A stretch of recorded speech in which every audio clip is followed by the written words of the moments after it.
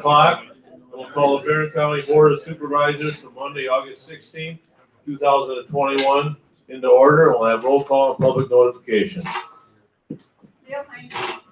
Present. Bob Rogers. He let us know he would not be here today. Oscar Stowe.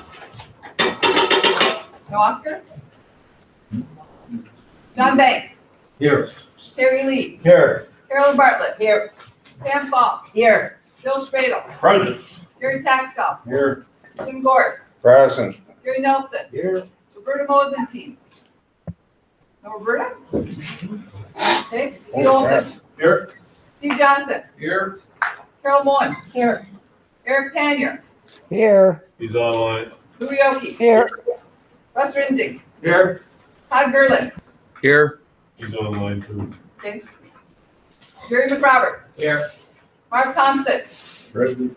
Jim Hansen. Here. Stacy Wenzel. Here. Dana Heller. Here. Bob Anderson. Here. Sam Buchanan. Here. Don Horstman. No Don? Bill Efforts. Here. Bert Skinner. Here. So right now we have 25 present and 4 absent. IGN Cook County Clerk have complied with open meeting public notification laws. Meeting notices are posted on the electronic meeting notice board in the first and second floor of the government center and the meeting floor of the justice center. A hard copy is in the public meeting folder just inside the clerk's office window. In addition, all 5 county newspapers have been notified, and this agenda was posted on August 11th at 1:35 p.m. Okay, for our invocation, will be Pastor Wayne Hall from the Abundant Life Church in Canada. Let's pray. Dear Father in heaven, we lift up our county board tonight and ask that you bless them with great wisdom as they consider the needs of our county. We ask that you bless them for all the hard work and the sacrifices that they do to serve our county. Bless the county workers as well as the businessmen, factory workers, farmers, medical workers, law enforcement men and women, firemen, teachers, and all those who call Barron County their home. We thank you, dear Lord, for the wonderful county that you allowed us to live in. May we always be deeply grateful for all your blessings. In Jesus' name we pray. Amen. Thank you, Pastor. I pledge Allegiance to the flag of the United States of America and to the republic for which it stands, one nation, under God, indivisible, with liberty and justice for all. Okay, item number 3, special matters and announcements. Jeff French had a couple items in your packet. He's not going to enumerate those. You're able to read them. And I'm going to read the memo I put out August 10th, 2021. It went to the citizens of Barron County Board of Supervisors, and the Barron County employees from County Board Chair Louis Oki. Subject, employees. In Barron County buildings, employees are required to wear a mask when in public spaces, outside their office, and when meeting with others. Public, it is highly recommended visitors to the government buildings wear masks. I understand how difficult this is for all the county residents, and I want this mask policy to be over as soon as possible. And I don't enjoy wearing a mask either. Barron County services are important to the people who live here, whether it's a timely response by law enforcement or the delivery of a meal to a homebound elderly person. We need to ensure services are available to our county community members. Excuse me. Barron County does not have a countywide mask mandate. Thank you, Louis Oki, County Board Chair. Further, and this wasn't printed on that thing, there's no lockdowns for county businesses. There's no required vaccinations. There's no required passports. No mandatory mask mandates, except as I stated for the county employees. Jeff, and we have a group of 12 of us that's kind of the COVID committee. We meet every Monday afternoon. We go over the numbers to see how things are progressing in our county, and their cases are increasing every week. So that's why we went with this memo. And Jeff and I talk every day, including weekends, Saturday and Sunday. So I let everybody know that. Item number 4, we approve the agenda. Motion by Supervisor Schradel, seconded by Supervisor Hanson. Any concerns? Not all those in favor of approving that agenda indicate by saying aye. Aye. Okay, opposed by the same sign? That motion's carried. Approve the minutes of the July 19, 2021 meeting.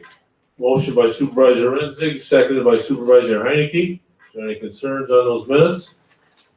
If not, all those in favor indicate by saying aye. Opposed by the same sign? That motion's carried.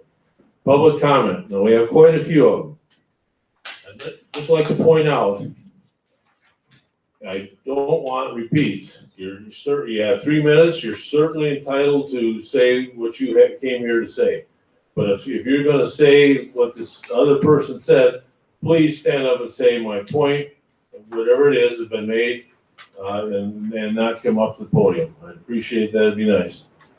But anyway, I'll get them as we were received. When you come up to the podium there with the mic, please state your name and address. And I noticed all the people here are from Marion County. So it's Robert Russell? Russell? Sorry, I got terrible handwriting. It's all right. Mine's not too good either.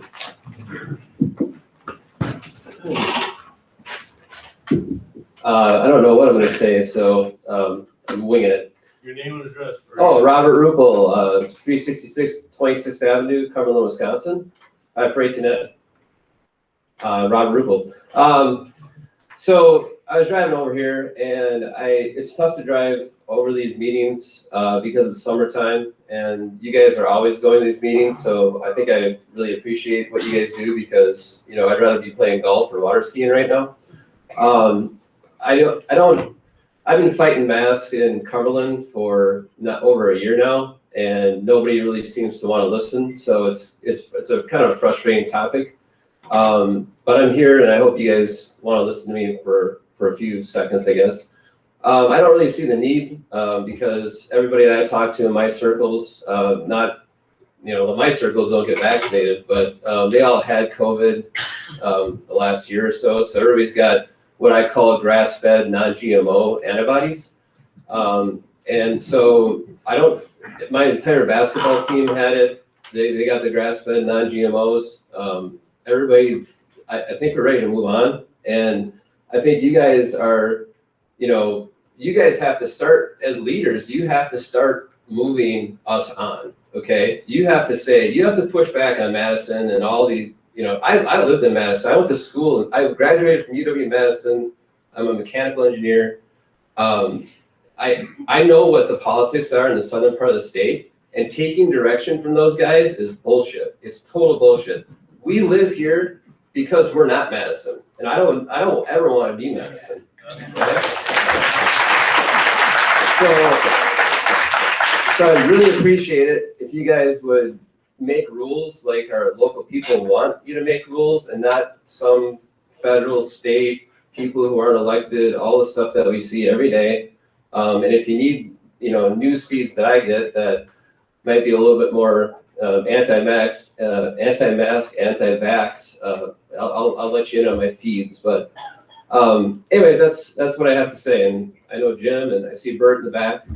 So I got some local guys here. So thanks. Thank you.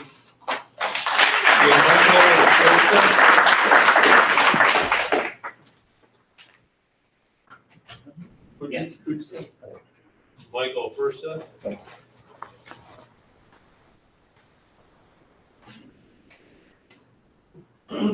Hi, I'm Michael Fursup from Cumberland 180A Largan Lake Lane, Cumberland. So I grew up in a small town, southern Wisconsin, called Mayville. It's a lot like Barron, actually. I was the youngest of 5 siblings, and when you're the youngest of 5 siblings, you don't win a whole lot. You get used to losing. And if you do win, if you do get one over on them, they change the rules. So I'm kind of familiar with what's going on here. This is a legislative body. You guys act as a group and you make policy. There is no individual with authority outside of this meeting. I don't know what's going on where you think you have direct control over individuals that work for the county, but you don't. Nothing says you have that authority. You can't just assume it. Anyways, I got 2 minutes. I might as well use it, right? I'm a mechanical engineer. Just like Robert. My first job out of school, I was a filtration engineer. And I've never seen these masks make my head hurt. I mean, as a filtration engineer, for someone who 4 years actually dealt with media and how particles move through that media, this is absurd.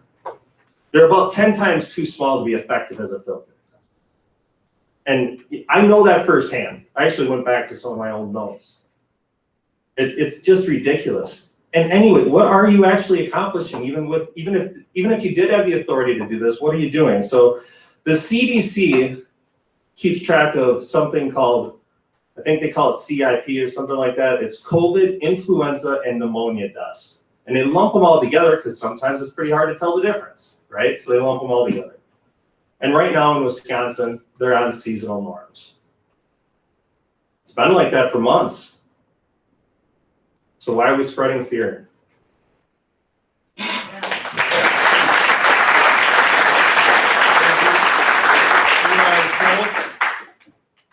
Eli Schultz.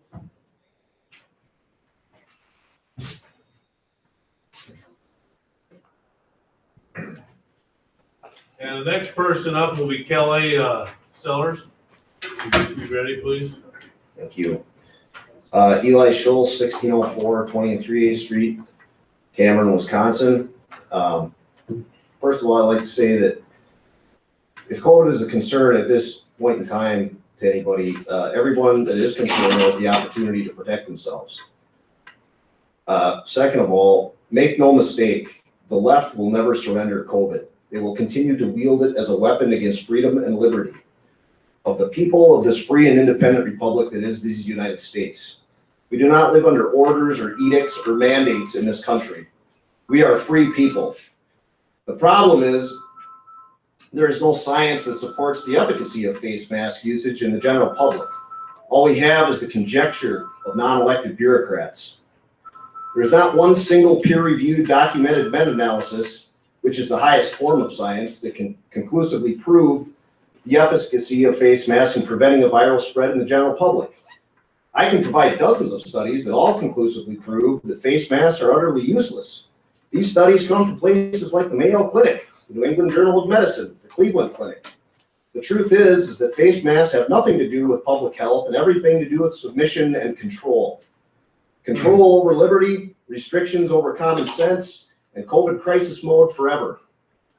It would seem that you would love for this to continue indefinitely, but we are not going to allow it. We will not live under medical tyranny in this country. The nanny state ends when we say it does. I would encourage everyone who is affected by this so-called mandate to categorically refuse to comply with this ridiculous, illegal, and unconstitutional mandate. Further, I would strongly recommend litigation against the offending parties mandating the use of face masks via civil defense attorney, so that the offending parties may feel the full weight and measure of the United States Constitution. That's all. Thank you.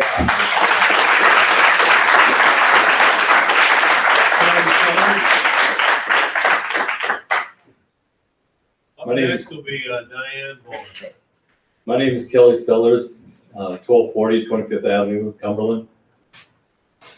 When I heard that there was a mask mandate, I wondered, who did that? And are you Louis? Yes. Okay, and you're the one that came up with this?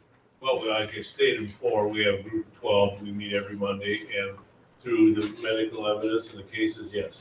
Okay. Well, I don't know if you're elected. You're not elected, are you? Yes. Okay, so all of you are elected by people like this out here. Right. And you're elected to do what we would like you to represent us. I mean, this is how we feel. So I would highly urge every one of you to think about what your constituents want. They don't want to be going around with a mask on all the time. And some of the people that I see wear masks are just ridiculous. I mean, well, there's some people that wear it down here. It's not covering the face or the mouth. Some people wear it right over their mouth. It's not covering the nose. But still, when I see people with a mask, they look scared to me. To me, they look scared. And I don't want to live in fear. I don't want our kids living in fear. I don't think anytime we come into a public building, we should be afraid. It's just not right. It's not American to be to be subjected to this kind of stuff. It's not right. I just hope everyone here that's on the board that has been elected thinks about what your constituents want. And not just be a yes man for someone that says, this is what we should do, and everybody goes, okay, we'll do that. That's not, no. Stand up, have a backbone, and be a man or a woman. All right? Thanks.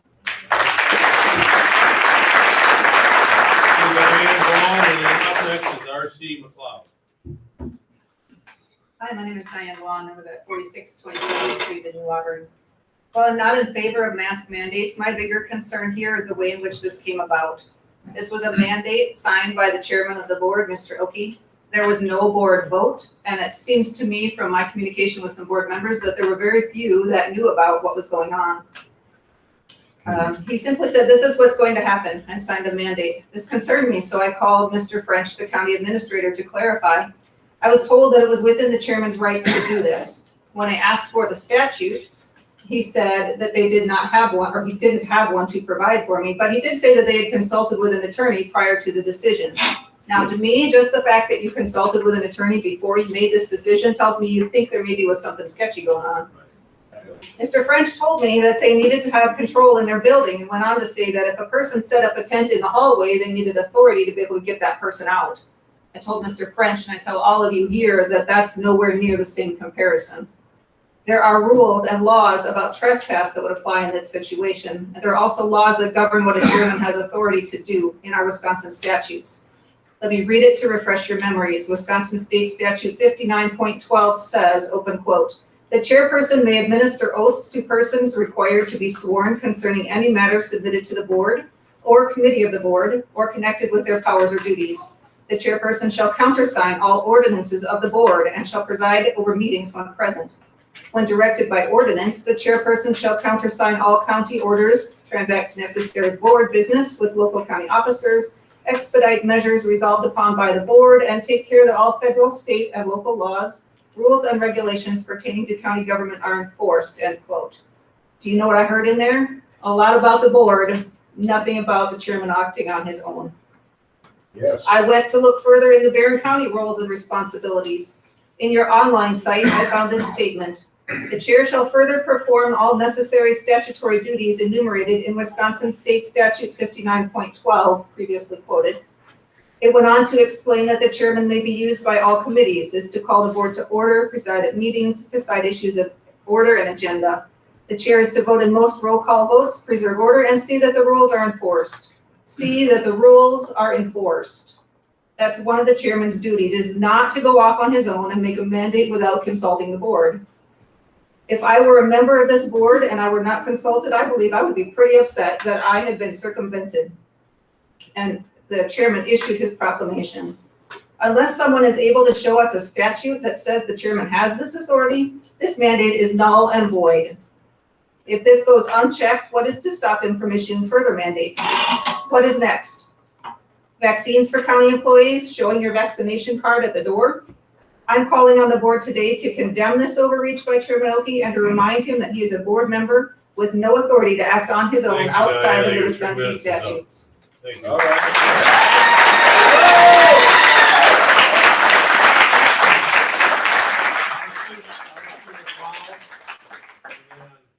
Bob Scully, up next, from Barron. R.C. McLeod, 2512 11th Avenue, Cameron. Rather than trusting the bureaucrats, mainstream media, and the powers that be, I decided to do some research of my own. Dr. Peter McCullough is professor of medicine, Texas A&M College of Medicine. He is editor-in-chief of one prestigious cardio journal. He is senior editor of another. His particular area of focus during COVID has been following the science. He's followed all the trials and studies. Oh, and by the way, he's a practicing internist and cardiologist who sees patients every day. These are 4 quotes. 1, there have been 12 randomized trials showing public masking does not work. These are quotes. Public masking does not have any support in the scientific literature, end quote. Next quote, we have learned the virus is spread by symptomatic people. Asymptomatic spread is negligible. Therefore, by the way, this is about schools, but it applies to any facility like this one. Therefore, with respect to schools, sick children should be kept home. The rest should not have to wear masks. Next, the virus is about 1 micron in size. Masks filter 3 microns, so the virus moves easily through masks. And finally, the CDC, NIH, and FDA often have not followed the science, the scientific studies, and therefore have misled Americans. Those are all verbatim quotes. Thank you.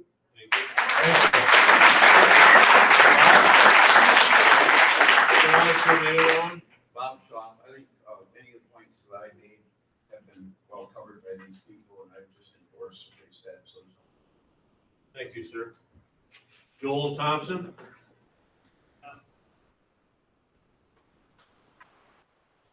And up next would be Bruce Green.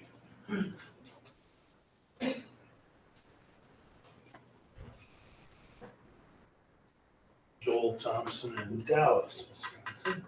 And I appreciate the opportunity to say a quick word. The mask mandate or whatever is happening at the county has a trickle-down effect. The next target will be probably our children in the schools, because they look back and they say, well, if it's good for the county, it's good for the children. It's, if you guys want to wear masks, it's your choice, but it should be their choice as well. Yeah.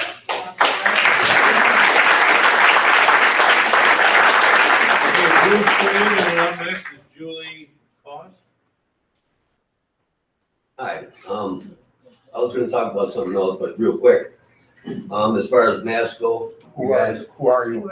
oh, Bruce Green, 1229 21st Street. Anyway, And Cameron. Cameron, yeah. Anyway, as far as masks go, I do believe you guys do what you need to do, right? But I don't like the way some of you blanket cover anybody that does wear a mask, because you might think that, oh, they're scared or whatnot. I had left lung removed, right? So I got one lung, and if you look at me like I'm scared, yeah, I am, because this attacks the lungs. I got one, you guys all got two. So don't lump me in with somebody that's scared. That's totally not what's going on.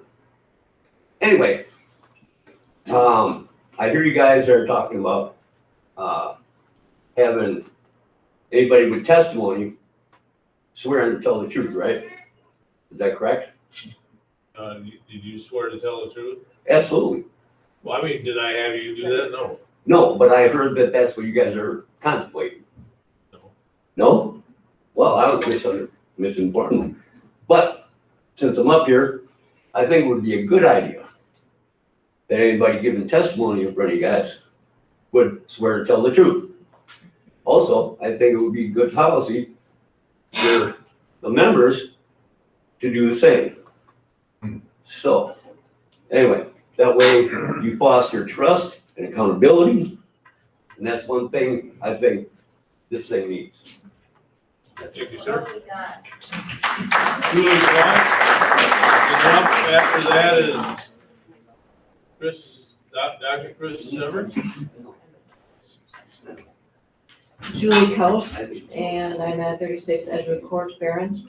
I just wanted to say that I would respectfully ask that you hear us, that you listen to us, because I humbly say that elections do have consequences, and that's all I would like to say right now.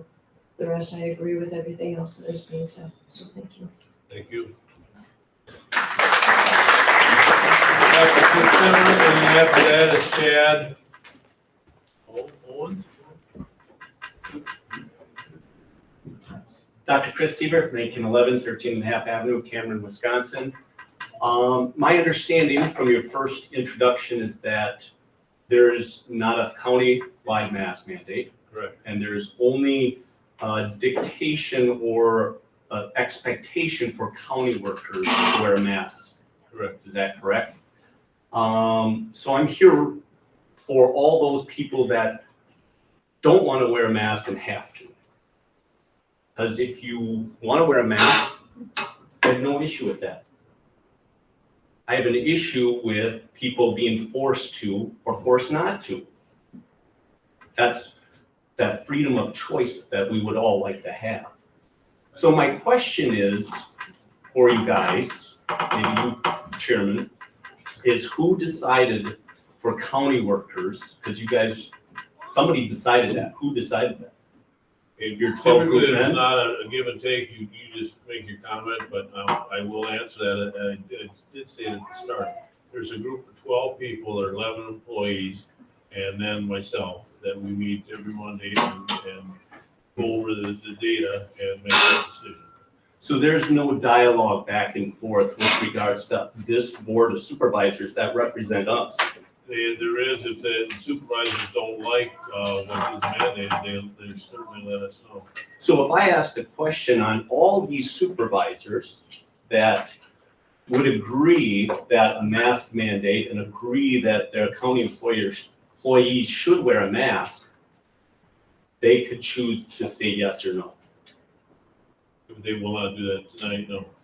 But yeah, they can choose, they have their own mind, of course. Interesting. So again, some of this is probably just a moot point and wasting a bunch of you guys' time with regards to all the data, because the data is wonderful, it's how it's presented. But if there's not going any further, because if there's not going to be any discussion with regards to policy or approval of something and knowing where people stand, isn't it kind of all irrelevant? I suppose I'm not getting anything back, right? All right, so again, I agree with the mass majority of people that have presented here. I don't have to increase any more of the scientific data, it's there. So I hope you definitely, guys, consider it and critically think about the information that's out there. Thank you. Thank you.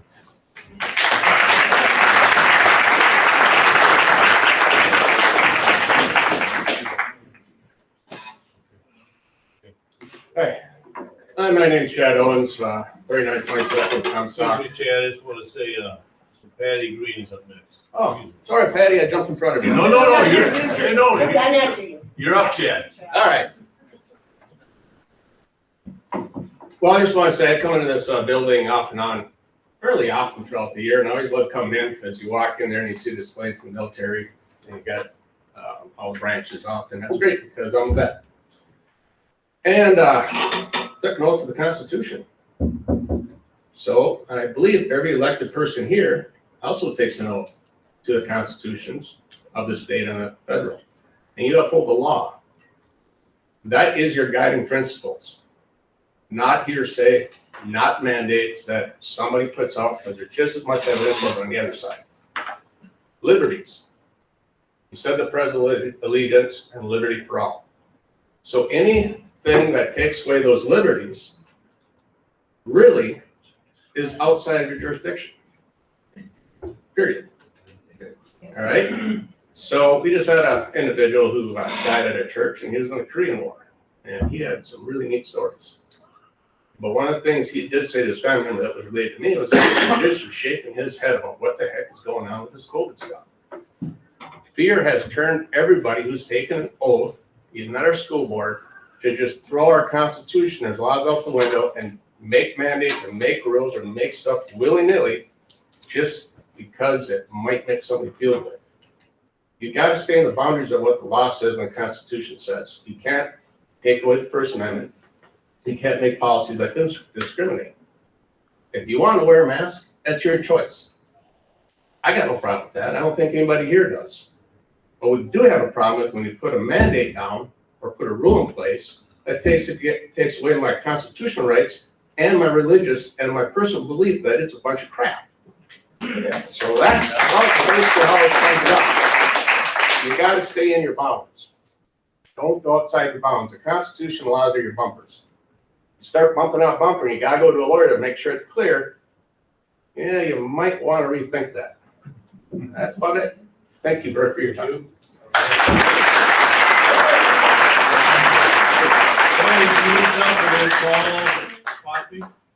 Hi, I'm Patty Green, 129 21st Street. You guys probably all know me because I've been here before. I want to follow up with what he said. This just shows another example of members of this board overstepping their authority and not following the oath of office that they took, which all of you took that said that you would follow the laws and the ordinance of the state. And there's been several instances of you voting and not following the rules that you should be following, not following the ordinances during the past 9 months. And there's no accountability to any of you, to each other. There's been zoning votes that you've done that clearly violated all the ordinances and laws of the zoning committee. And there's just no accountability. Well, we're here tonight to make you accountable and to let you know that we are watching. We are going to make you accountable, and if you're not going to make each other accountable.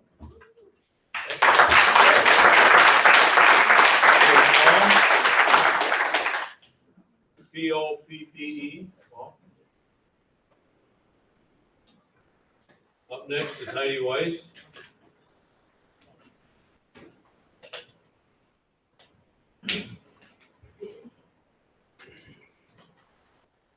Hi, my name's Paul Poppy, 1146 Dallas Street, Chautauqua.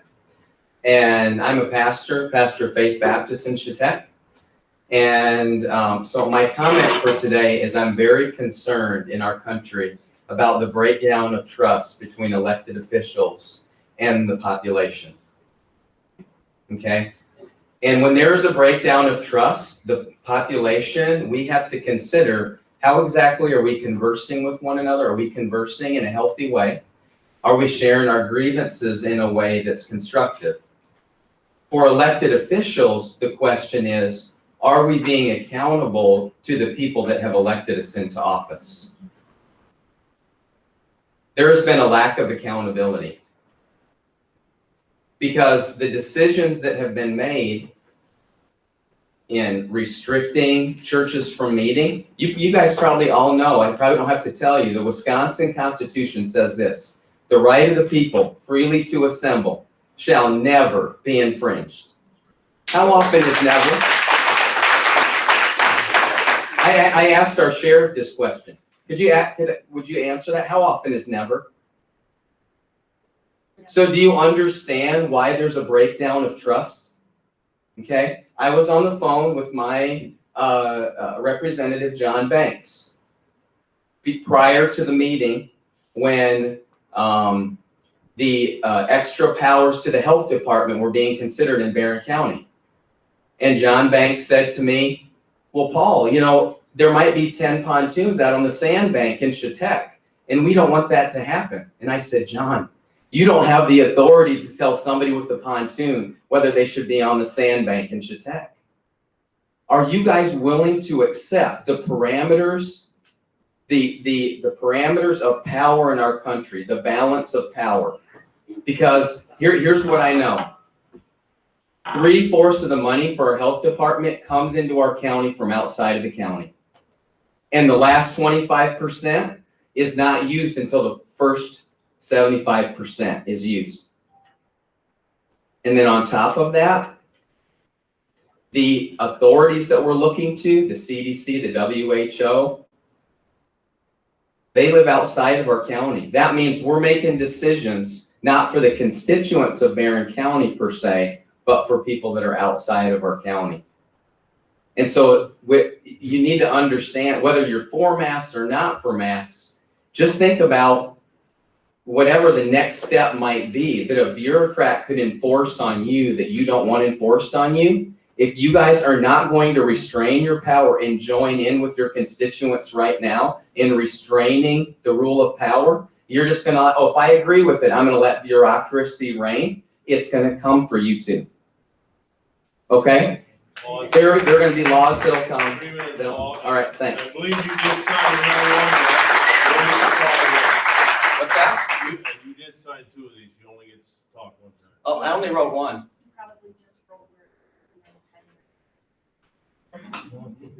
Different airline. Yeah. Okay. All right, Heidi, you're up, and then Amanda Owen. Okay, Heidi Wise, 746 21st Street in Chautauqua. So frankly, I am sick and tired of public officials who whine that they don't like wearing masks and act like there's nothing they can do, then proceed, without justification, to tyrannically exert the very authority they pretend they don't have. Seems like you think you do have some kind of authority over masks, and you choose to unconstitutionally force mandates on others.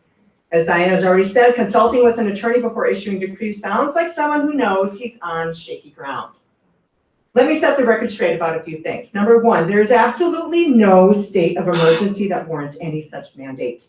There never was one, and there isn't one now.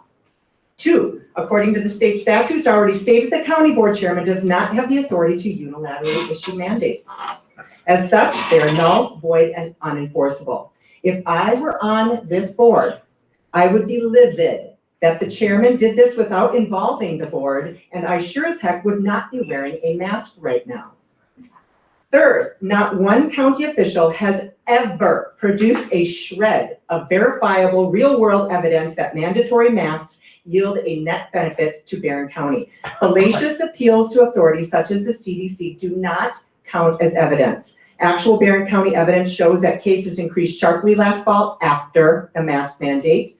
The greatest concentration of COVID cases and deaths occurred during the height of mask mandate compliance. Cases continued to fall after the mask mandate was struck down in March and remained near zero for 4 months without masks.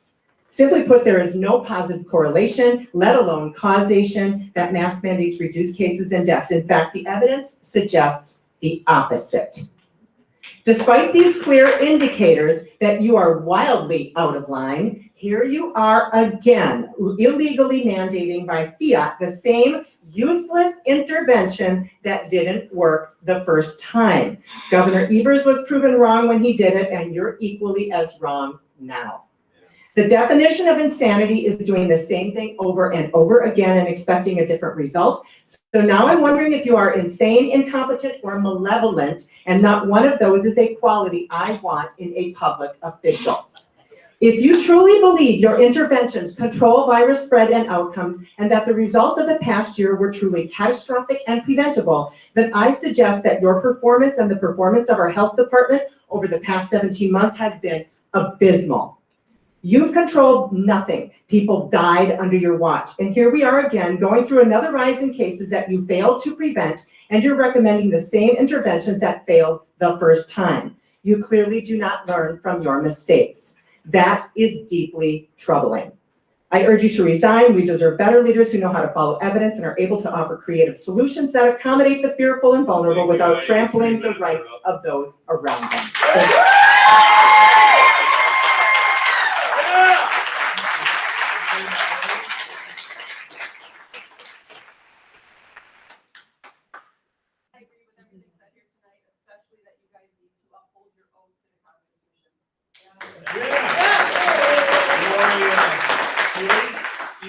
SCHERZ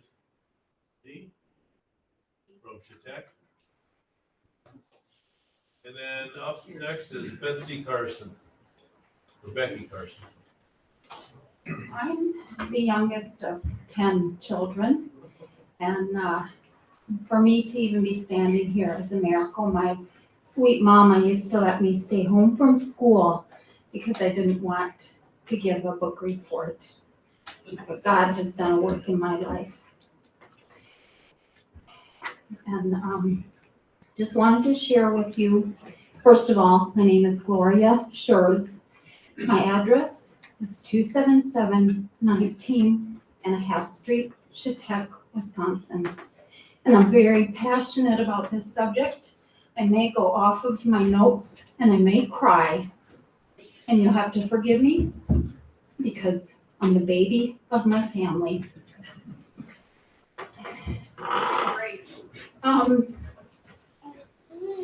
At newsmax.com, my wonderful daughter sent this to me. She believes everything I believe in a much greater, stronger way and lives over in the Twin Cities. and so does our son-in-law and our son. The article is by Judge Andrew P. Napolitano. I don't know enough about him, but I listened to some articles and I think I agree with him on a lot of things, but on this article, I think he did a very good job. And he said, do we still have a constitution? And I would urge every one of you to look that up at newsmax.com and read every word of it with an open heart. Because you need to be following our Constitution or we lose America. If we accept what seems like little steps of wearing diapers on our faces, then come big steps of tyranny. And we do not need or want tyranny. We need to be the beacon of light to the whole world. Barron County needs to be the beacon of light to the state of Wisconsin.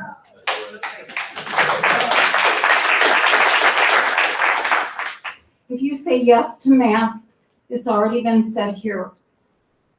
But if you say yes to masks, then comes masks for the precious children. How would you have liked to went to school with a mask over your face all day long, not seeing your classmates smile? I watched a very moving video. Since I saw this video, I believe the man has been taken off again. He's been taken off and taken off and taken off by, what is it called? Big tech. Time is up. Betsy Carson.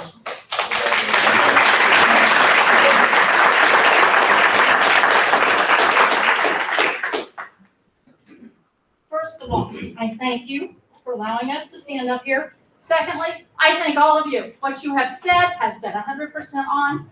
I have one thing to add, if I may. I have white hair. Some of you do. When I went to school, and I went to a one-room school, so that tells you I'm a little bit old. My teacher, excuse me, the first one I had brought out a globe. And she says, do you all know what this is? And we did. But she says, do you know that years ago, science told us, you're smiling, you know what I'm gonna say, the earth was flat. Science. Okay, that's where I'm going because I have been there now for over a year.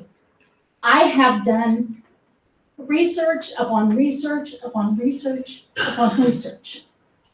And I want to tell you something. Science moves day by day by day.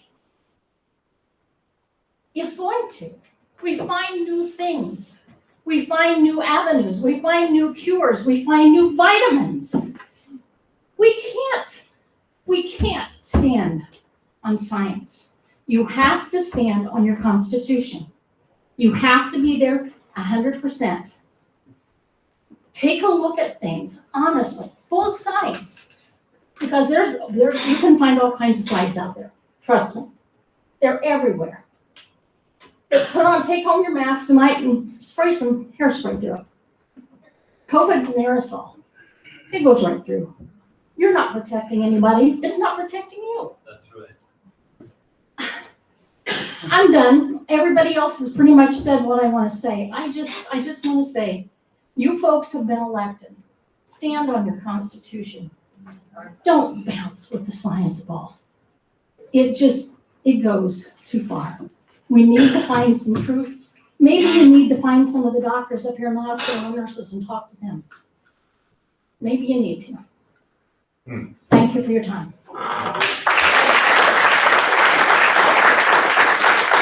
Thank you all for coming. Appreciate your comments. Item number 7, redistricting plan. Rhonda? Here.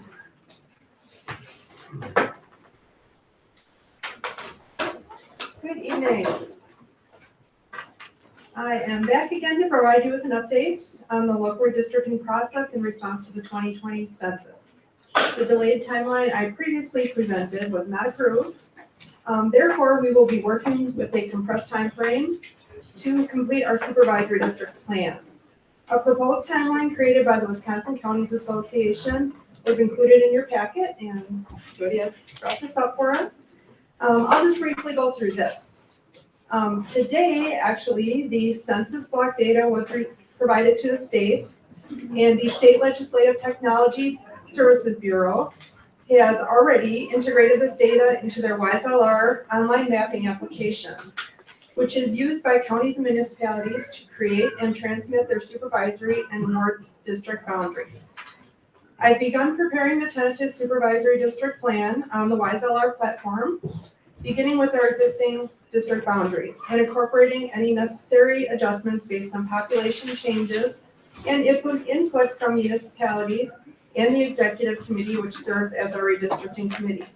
Traditional redistricting concepts of compactness, contiguity, and substantially equivalent population will be used.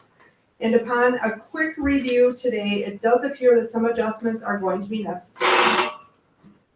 So the proposed timeline would suggest that at a September meeting, the county board will propose the tentative supervisory district plan establishing the number of supervisory districts proposed. We're going to stick with 29 and tentative boundaries for each district. So I'll create a map to the best of my ability utilizing the existing boundaries. The board will hold a public hearing on the plan and adopt the tentative plan. At that time, I will verify the tentative plan in the WiseLR platform, and all the municipalities will receive a notice that their step has begun, which is to create ward boundaries. We're suggesting that all the municipalities will have their ward plans adopted by October 18th, which is part of the WCA timeline. And we are already working closely with the municipalities at the outset to try to address any of their concerns and work to get those incorporated into our tentative plan. So any changes that the municipalities might make to our tentative plan will have to be addressed after the ward adoption is complete. Our timeline, we're proposing that on November 9th, the county board will hold a public hearing and then enact the final plan. This plan will then be finalized within the WiseLR platform, and the Wisconsin Elections Commission will then use this data in order to facilitate the election setup, which needs to be done prior to the November 23rd, when the clerks publish notice for the 2022 spring elections. The WCA has a county decennial redistricting handbook available, and the LTSB also has a guidebook as well as many local redistricting webinars available if you wish to learn more. And I'm also always available as well. An announcement has been posted on the county website, and all municipal clerks have been contacted in order to proactively seek input and cooperation from the public and municipalities during this process. So I don't know if anybody has any specific questions, but I am always available, and I'll be working on this again starting tomorrow. So. And part of that timeline, it will be in September, it will be September 13th meeting. It's on a Monday night at 7 o'clock, and we will be having a public hearing and addressing the issues here that Ron has brought up. So, what I'd like here is eventually here is I'll make a motion to approve the plan and timeline as presented by Ron, including that September 13th, 7 o'clock. Yeah, and second by Dana.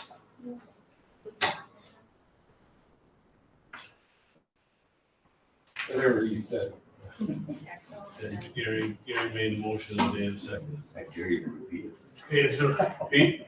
Just clarification, that September 13th meeting, is that separate, still have the 20th? Yes. On the 20th? Yeah, we'll still have a separate meeting on the 20th. Any questions or further discussion? Not all in favor of that motion, indicate by saying aye. Aye. Opposed by the same sign, that motion is carried. Thanks, Rhonda. Thank you. Have a good night. Number 8, resolution authorizing the Barron County Housing Authority to begin the process of rehabbing the county-owned apartment complexes. Can I get a motion to approve that resolution? Motion by Supervisor Skinner, second by Supervisor Anderson. You can see the resolutions in your packet. It really is just, there's a lot more to come with this, and, let's see, is the amount for that note in there, Jeff? No, that agreement will be brought to executive on September 13th. As part of that, I believe it was in Jeff's, notes, that Jeff's been talking with the housing authority, and we're looking at a note, 20 years of $50,000 a year payment, so it'd be $1 million with no interest, that the housing authority would repay to the general, either the debt service fund or the general fund, to pay them back for what's going on, because it comes into debt now. Jeff's talked with Meg Skemp, and Meg's agreeable to that, and an agreement's being drafted. It's already drafted, she's approved. Okay, we don't have that over here. No. We're just talking about the resolution at this point in time. Is there any questions or discussion? If not, all is in favor of that, passing that resolution, indicate by saying aye. Aye. Opposed by the same sign? That motion's carried. Number 9, now this will be a roll call, and it does require a 2/3 vote to pass it. It's a resolution authorizing the funding of the asbestos removal at the Barron County Highway facility. And at the same time, that's in the amount of $349,850, and Mark's gonna give us an update on the new highway facility building. Okay, motion by Supervisor Horstman to approve that resolution, second by Supervisor McRoberts. Okay, we'll wait till Mark's gonna talk. Well, good evening. Pleased to report, we're now tearing the whole site up. On the east side and the west side. 2 weeks ago, we cleared the final steps for the DNR permit and through the register, the historic buildings situation. Started on Thursday, a week ago Thursday, tearing stuff down and taking some trees down. And when I came to work on Monday morning in the dark, I almost drove past the building because it looked so different. You're used to turning at certain places and there were no trees to turn at, so. But we're working now on both sides. On the west side, the wash bay, we're working on the concrete floors in there. It's got in-floor heat, and that's all been piped. All of the draining system is put in, and we're working on concrete floors for that now. And there's also on that end, on that side of the building, is unheated storage building number 1. Burkham will begin steel erection on that building next week on Monday. The unheated storage building number 2, which we haven't started the foundation work yet, that building is on site. So any concerns about having steel shortages or price increases, the building is on site. It's in our possession. So on the east side, we're primarily working on the grading right now, getting the main facility building up to grade, tearing out some of the foundations from the other existing buildings that are there.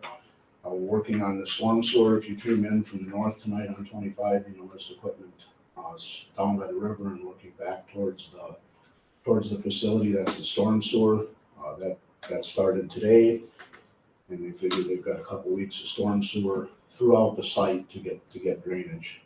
Foundation excavation will start next week, and the footings, commencing pouring the footings for the main building will start on or about the 30th. So the goal still remains this year to, given the delays that we had on the main building with the permit issues, we're still looking at trying to get the building closed in for the winter. And if we can get it closed in for the winter, then that keeps us on schedule for occupying next summer. If we can't get the building closed in, obviously that pushes the timeline back. But once they get the walls up, it's all precast wall system. Once they get the walls up, we get the roof on it, then they can do temporary heat inside the building, and then you can work all winter long doing the plumbing, concrete work, electrical work, that kind of stuff inside the building. So that's still our goal. Hopefully now that we're working, the past 4 months have been some of the best construction weather I've seen in my career. We were spinning our wheels. Now hopefully when we get started, the weather continues to cooperate and keep us on schedule. So in regard to the asbestos, there was asbestos discovered in the roof by the demolition contractor. Preliminary tests during design had indicated that there wasn't any there, along with research that indicated that the asbestos was most likely taken down when they put the new roof on, which is now the old roof. But further destructive testing showed that there was asbestos present. So we have to mitigate that, and that's the resolution that's in front of you tonight, for $349,850, is it? I don't have that in front of me. It's just short of $350,000. That's a cost that would have been incurred, whether or not it had been discovered. It would have just been in the bid process rather than as a change order. So we need the, in order to move forward with the demolition of the main facility, we need the county board to approve the contract with the asbestos contractor. So. Any questions for Mark? Yeah, I'm sorry, because I was sick last week, so I didn't make the meeting. How long is it supposed to take to get this asbestos mitigation done? The first stage, which is to the temporary wall where the mechanics are now, the first stage is about 3 weeks. But we are able to, we're able to start the foundation excavation for the main heated storage area. And that's really the area that they wanted to start in as far as the precast erection goes, because they'll set both walls from inside, work their way back, and they'll be setting columns and joists as we come through. So that 3 weeks, at this point, that 3 weeks isn't in a critical path for the foundation work. And then Jim, there's another, the rest of the building will be done probably next year, Mark, and that bid that we have is those phases.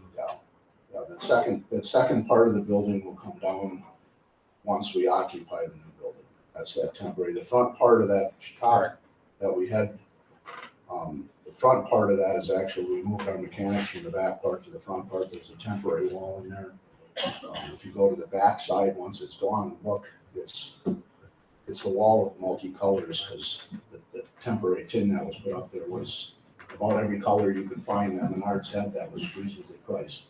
So this 349 whatever thousand, that includes the asbestos in the other part also. That's complete asbestos removal. That is correct. Yes. It's coming out of the unassigned fund. One other thing, there'll be a little bit of probably be a little bit of a rebate because the asbestos company's got to take a look.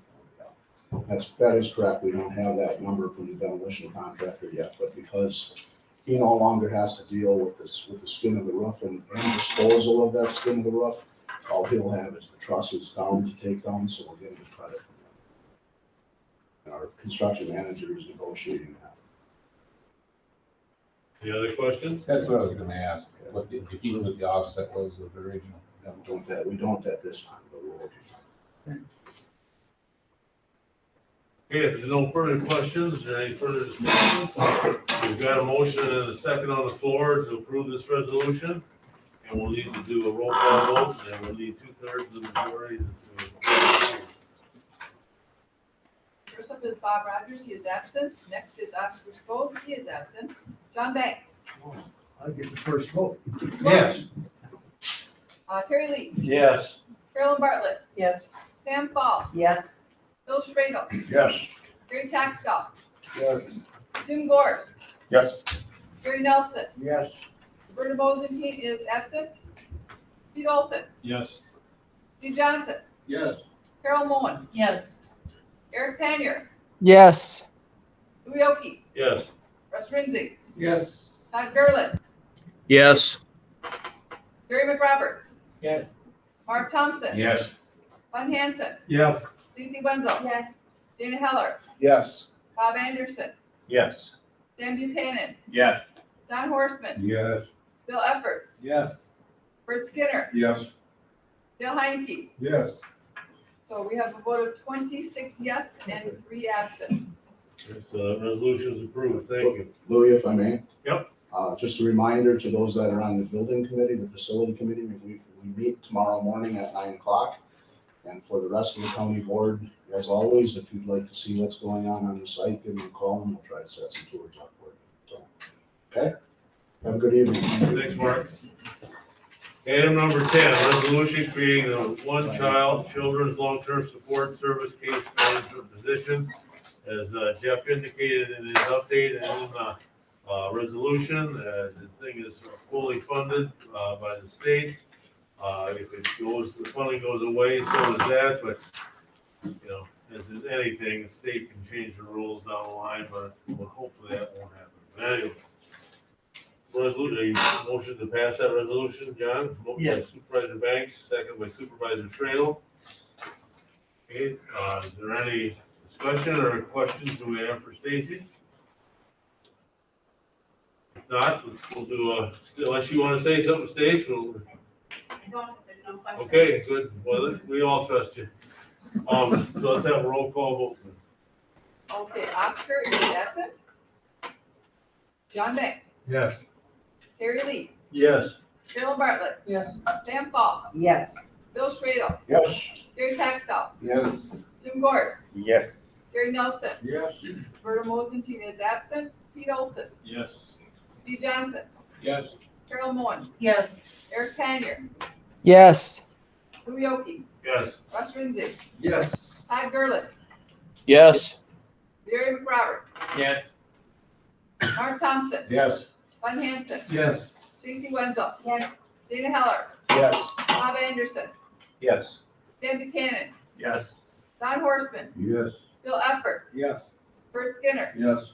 Dale Heineke, Yes. and Bob Rogers is absent. And again, that'd be 26 yes and 3 absent.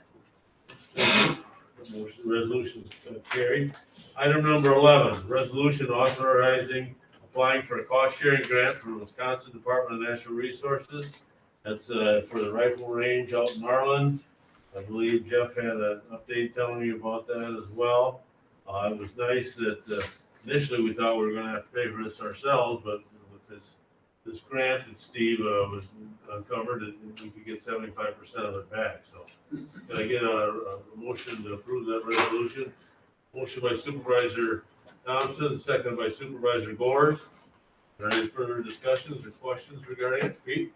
Can someone explain what the measures are that we can mitigate the noise? Yep, we can, the plan is Steve's looking at building, sand berms and then putting oak above that on the 250 yard and 300 yard range to try to get the range, to try to get the noise from going to the north. So that's where we're gonna start. We looked at what they did in the village of Colfax, because they have a shooting range in the village of Colfax, and they've hung rubber pads down the shooting ranges to keep it in there. So there's different ways to mitigate. So we're gonna try and see what's happening. It has helped that his board passed an ordinance that it's only open from 8 a.m. to 6 p.m. So it's helping, but it's getting a lot of use. Any further questions or concerns? If not, we got a motion and a second to approve this resolution. All those in favor indicate by saying aye. Aye. Opposed, say no. That motion's carried. Thank you. Item number 12, the new acid gas removal system at the Waste Energy, and Ray, you're up, and Brent.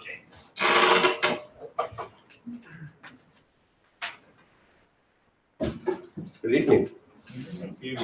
What we're going to present tonight is we are in budget time, and we're looking at some expenditures coming up within the next year or two that we need to talk about. So the Barron County Waste Energy is looking at doing an acid gas upgrade. Can we increase the size of that? I don't think Can't so. wear my cheaters. So we should start out with what is an acid gas removal system. An acid gas removal system is equipment designed to remove, control acid gas emissions from the combustion unit. Thanks. Can't be that either. Acid gas emissions such as SO2 are removed or controlled from the exhaust of a combustor, maintaining residence time within an area of reagent, typically lime, and that's what we use as lime, at a reduced temperature. So that's what an acid gas removal system is. Next slide. The existing flue gas path is, we've got on the far left of that slide, you've got our 2 incinerators boilers. They come into a common duct and they go through our current reaction chamber, which is our acid gas removal system. They exit that reaction chamber into our bag house. And then from there, they go through the 2 ID fans and out the exhaust stack. So keep in mind where that reaction chamber is on this flue gas path. The next slide will show the future of the flue gas path. The future flue gas paths will stay the same with the incinerators and boilers coming to a common duct.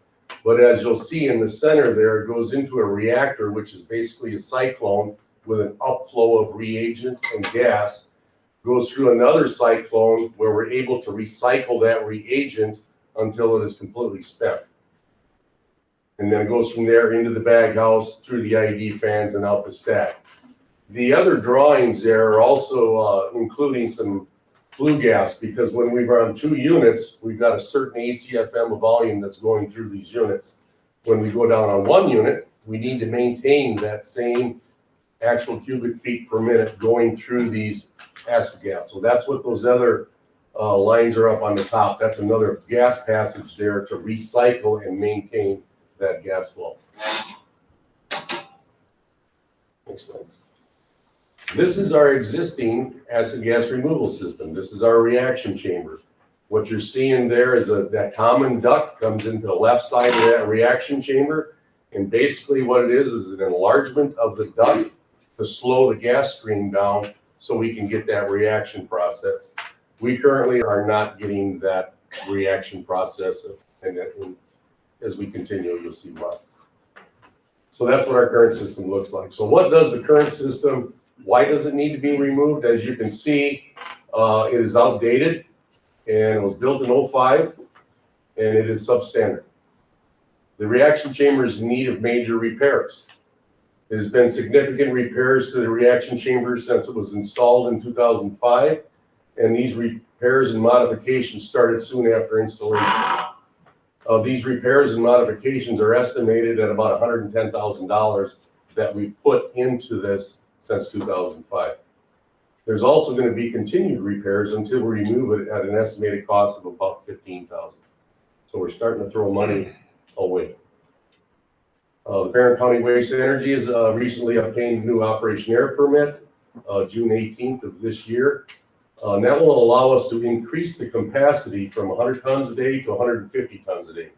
With this current reaction chamber being substandard and non-efficient, we won't be able to increase the tonnage that we are wishing to increase within our air permit. Next slide here will show some of.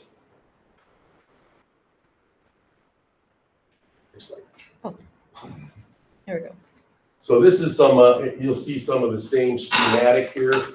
We've been talking about this project probably for about 5-6 years. And this is some of the engineering that has been done. We've contacted a couple of different outfits that put this system in, and we've also discussed some of the regulatory needs with both infrastructure, our engineers. So is there any questions so far on that? If you started next week, when could it be done? We've asked that question to a couple of our vendors, and we're getting some varying answers. Steel is hard to get in some areas. It's anywhere from 4 months to 1.5 years to 2 years. Are we out of compliance on? We are in compliance with the one that we are currently using, the reaction chamber. However, through analytical studies, we're only utilizing about 20% of that line that's going through this chamber. And the rest is going to the landfill, which also increases our cost. Nothing to do with the feds. Nothing to do with the feds. No. Dan? What kind of tonnage is available today? Right now, we're currently licensed for 100 tons a day with the potential with a construction permit of increasing that tonnage. And we've got, about a little over 4-year period to do that. And what are we getting now? I mean, 100 tons. per we are day. getting 100 tons. Yeah, we are getting right at the limit. Yeah. There is more available. I think we probably have 20 tons a week, probably. This is a real rough guess. I have shut off right now that we don't have to can't burn. It's too much. So there is waste available.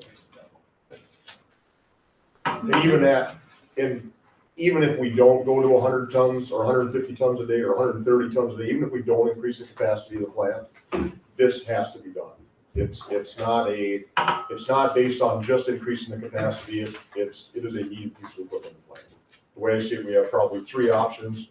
The one is to do nothing and that the plant would end up shutting itself down within a year. I'm sure that this piece of equipment will fail within a year if we do nothing.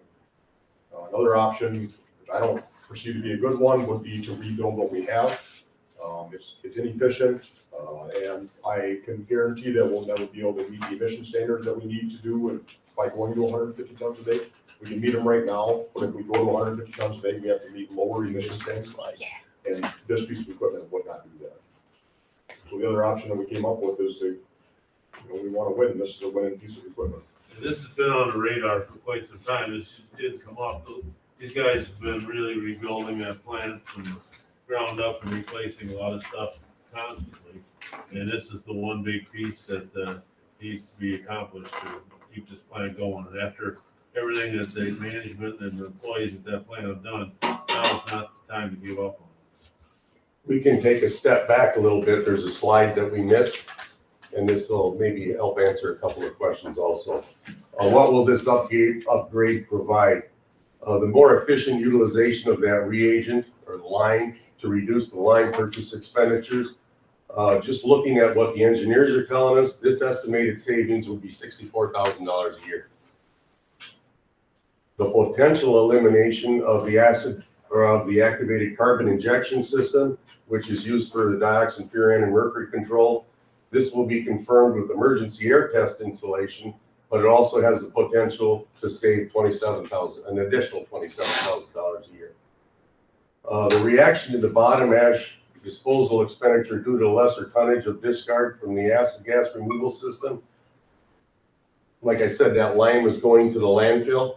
Just the reduction of that bulk lime itself will save another additional $16,680. Another potential savings would be the reagent that is very hygroscopic and it just retains water. So that water weight, we're estimating at $6,000 and an additional $6,000. So that's per year savings that the new system will provide. Right, based on that, besides being needed, it's got like a 9-year payback. It's an important slide. Yeah. Yes. I'm glad you didn't miss it entirely. And with more tonnage, it'll be even quicker. Yes. And I think that the solid waste board, is there anybody that's on the solid waste board that doesn't feel confident in the management and the financials of that plant to go forward with this? Nope. There's some additional facts that we would like to also project here, and it's, I was asked to provide, since the county transition, what have we put back into the plant? And this slide here, it's kind of hard to show it all, but what this is showing is from 2017 through 2020. And this is a list of all of the projects, capital projects and major equipment repairs that we perform every year. The bottom number down there, if you can see those numbers of 2017, which I could use some help with. Yep. Ray, just so you know, Jeff did send out that spreadsheet. You got that packet here in your, okay. So in 2017, realized that the county took over transitioning the management in July.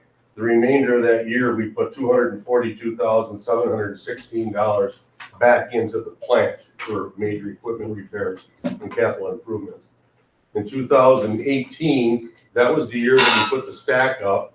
We had $899,000 that was put back into the plant in capital repairs and repairs. 2019 is $318,000.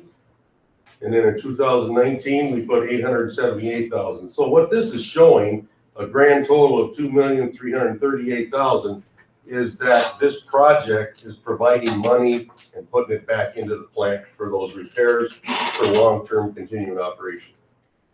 And I know Jeff had laid out some different options on his upgrade. What I'd like to see us do at the end, after we're done talking about this, is a motion to include that 1.1 million into the 2022 waste to energy budget, with the understanding we'll probably have to borrow to cover that. Any further discussions or questions for Supervisor Fredo? Well, I think we all have to realize these two talented gentlemen up there and all the talented people we have out at that plant, of all these numbers up here, how many of those have been achieved by the people out in that plant under the direction is Andy, which is not here, these two guys. So for us to spend all that money in a stack and all these other things, we didn't move forward. It's been an absolute waste of money, like Brent alluded to. Within a year or 18 months, we can shut down. And as evidenced by the number of people that came to speak when there was talk about shutting it down, I guess most of us were here then. We don't have to go any farther than that. I thank these guys. Mentioned. Somebody might ask, what's next? You know, what else is there left? We have a slide for that. Go ahead. On this slide, this is basically depicting what we're internally expecting in the years to come. So we're projecting here a future capital project and major repair list. This is the major repairs: floor surface, tipping floor, primary chamber rebuilds. These are some pretty good sized projects. The bottom dollar is 2.3 million. However, in that list is included 1 million for the acid gas removal system, and also $200,000 for the public dump site that we're going to be paying for this year, and also $50,000 that's highlighted there is part of that acid gas removal system. So you can, everybody here can do the math in their head pretty quickly, and seeing the previous slides, you can see that this project can sustain itself with a little help of $1 million for this acid gas removal system. 1.1. 1.1. Any further questions? Not gonna get a motion to approve that. Motion by Supervisor Hanson, second by Supervisor Buchanan, that we actually include 1.1 million into the 2022 waste to energy budget, with the understanding that the funds will probably need to be borrowed. Is there any further discussion on it? Not, all those in favor indicate by saying aye. Aye. Opposed, say no. Thank you. Now, Ray, you want to talk about the D-wall? Louis, that didn't have to. We can. You got pictures of that, Ray? Yes. Yeah, Jody's got some pictures of the Z there. I'm running out of gas. We are still in construction stages of the Z-wall. The small wall that we're looking at just to the left, in the left-hand side of this picture, you'll see a wall that's only about 2 blocks high with a capstone on it. That wall is done. Right at the base of that wall, that surface has been prepped for blacktop, and the county will become, or the highway department will be coming in to blacktop that soon. I guess I'm not sure an exact date, but I'm told it's coming in a couple months. So that's going to allow access to the side of our scale. We can maintain that scale that we put in here, 3 years ago, 3.5, 4 years ago now. That portion of the wall is done. The main portion of the wall, if you want to keep, there we go. That is a partial picture of the main portion of the wall. The blocks are set, the backfilling's done, top cap is done, foundation obviously is done. We met with the Zimmerman Concrete, who has been contracted to do the concrete out in front of the wall today. His crew's on site today doing grade measurements and things like that. He's hoping that he'll have concrete there by Friday, which is pretty good.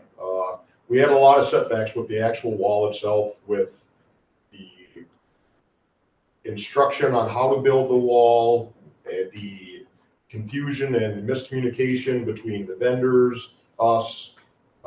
It wasn't as pleasurable of an experience as I've ever had, but it got done. It's done. It looks good. This is a picture, if you want to back up this one there, Jody. But this is a picture of a ditch, or it's a silt containment ditch, if you will, that's in the center of the property up on the landing where the public's going to be driving. So that's designed to collect all the water in the center. It then pipes it down to a sediment containment pond.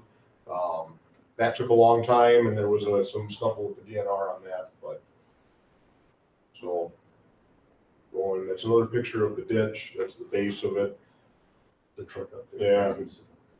Up on the top, yeah. There's your parking lot. Yeah, this is, we included in this project, we're extending or adding to the size of our parking lot for customers, tours, things like that. We just ran out of room in our parking lot. So we thought this was the time to do that. So that's showing a picture of, and that is to grade and ready to go. It's ready to blacktop. That's it. And Senator Bewley's office is gonna visit the plant Yeah, on Thursday afternoon at 1:30 to see if she can help us in any way. We're gonna try. Is there any further questions for Ray or Brent? If not, thanks, guys. You did an excellent job. Thank you. Thank you. Did we vote on that motion? No, there wasn't. Yeah, we did the 1.1. Okay, you're up, Jeff. Okay, there's a number of things these are updates only for the board. You'll see in your board packet, or there's hard copies if you'd like, the annual report from West Central Wisconsin Regional Planning Commission. As you know, we work very closely with them. We're working on the Transportation Alternative Planning Grant with them with the bike and ped plan. That's in process with us reapplying for that in January of 2022. The funding that the state of Wisconsin did not give us because it went in somebody's file cabinet, they have told us they will not supply us with alternate funding, so we will have to wait 1 year on that. But what's important is what's in your packet with West Central Regional Planning. Last year, this board voted to use Health Joy out of Chicago, which is a concierge service for our self-funded health insurance plan. I put in your packet that we had saved $38,000 through May 31st. Well, that's jumped by $30,000. So we are at $68,000, almost $70,000 in direct non-billable costs to our self-funded health insurance.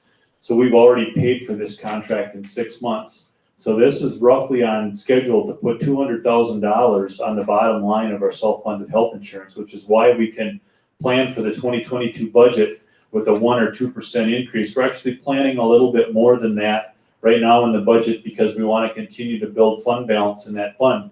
You'd like to have, like Alex says, you'd like to have, at least in my estimation, at some point, you'd like to have a whole year's worth of premiums, which would be somewhere in that $4 or $5 million range. But right now, let's be happy if we can get to the end of 2022 and have $2.7 million in there. That's why you do that, because if we get any lasers or stop loss. The point I'm making is that Health Joy has really, really helped us. It's been a really good thing to have. You'll see items 13C and D are in the packet. They're just for your information. We're going to discuss, obviously, in the ARPA funding, there was the whole discussion of premium pay. That's going to be something to discuss in the future. But then we're, with you all deciding now to have a September 13th special meeting, I think I can get Victoria here to talk pay compression. So we'll talk about that at agenda planning, but she's going to be coming to the executive committee on Friday, September 3rd to talk about that. And what we're talking about is people like Rhonda Sukis, who is here tonight, who saved us roughly $50,000 on the redistricting plan. 20 years ago, we paid $50,000 to West Central Regional Planning, 20 years ago, to do our redistricting plan. She's doing it as part of her job. She's been here 17 years, 28 years in her job. She's 1 grade above market. That's what we're talking about pay. That's what we're talking about pay compression. We're talking about our employees that have been here 10 years or more, and they're at market, which is our grade 5. And that's what Victoria's going to come and talk to you about. We've had good conversations. I put it in my update. But the concern that I would have is this a bubble on wages, or are you seeing real upticks in wages that are going to continue? And are we going to get pinched on this? So no action on that, just information. On item 13E, this is gonna be very important for this board, the opioid settlement. The distributors settlement is in front of the judge out in Ohio. There are three parts to this settlement: the manufacturers, the distributors, and the retailers. So let's start with the people who are not going to settle. Guess who they are? The CVS's, the Walgreens, the Walmarts. They're not going to settle. They're gonna be the 1/3 group that won't settle. The manufacturers have already told the judge, look, if you treat the distributors in a certain manner, we're probably gonna settle with you too. So the settlement is with the distributors. They're talking about Wisconsin receiving $681 million, of which we'll receive 70% of that. The state legislature gets 30% for doing nothing. Thank you very much. Take your cut.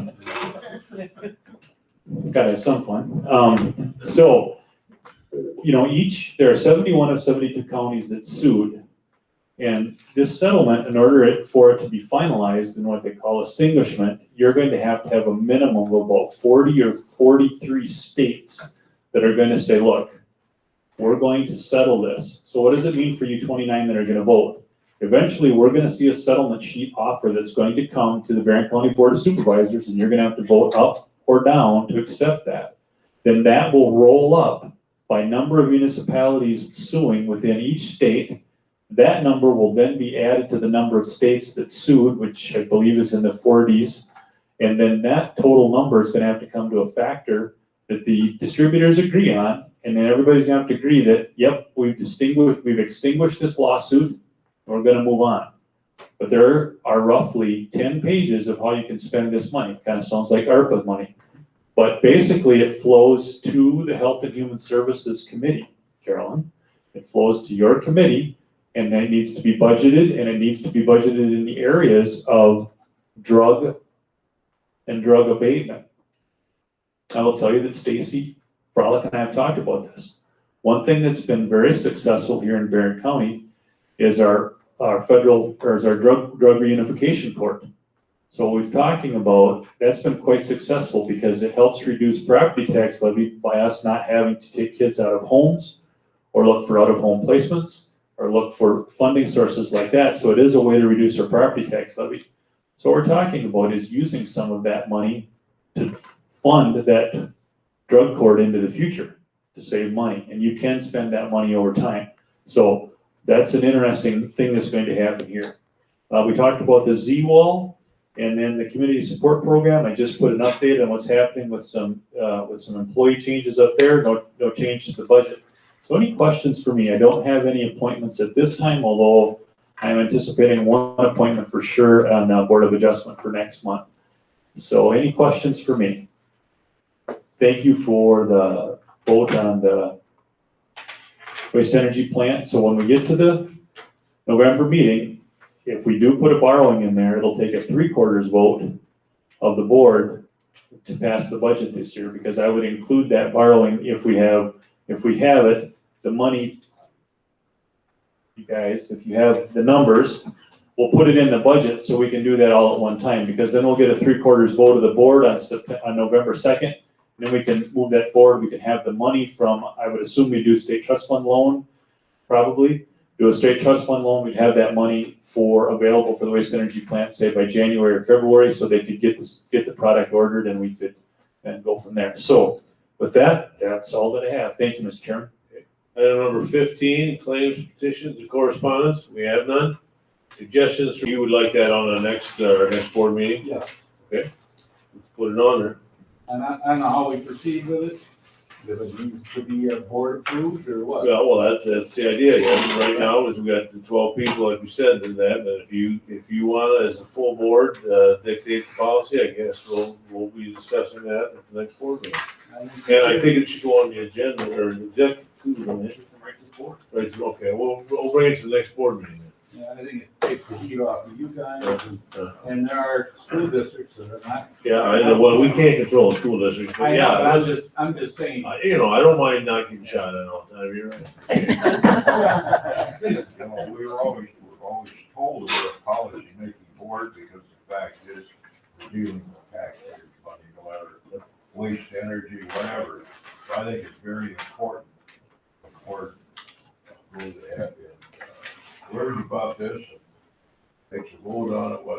I got no problem whatsoever. We're saving your life. Yeah, thank you, Gary. Bill? Thank you, Gary. I'll tell you next time. Anything else for a future agenda item? We're all going under the knife. John? This topic has appeared at Health and Human Services a couple of times. And now here, you never hear the other side. Other than our doctor that's on the Health and Human Services Board did make recommendations about all of this. Now, I don't know if we should get somebody to speak on the other side of this. I mean, Well, let's see, Bun and Don and I are, along with the department heads, have agenda planning on August 30th. Let's make sure we put that down on discussion for the Health and Human Services Board, you know, that we discuss it and see where we go with that. I mean, I don't know. I mean, we're getting Yeah, certainly a lot of communication on one side of it. And we are, but you know, There's the other there's side a lot of too. other people in the county too. I mean, there's, you know, we heard tonight loud and clear from the group that's here. Yeah. All right, anything else? Okay, then we will adjourn by unanimous consent at 8:31. Thank you.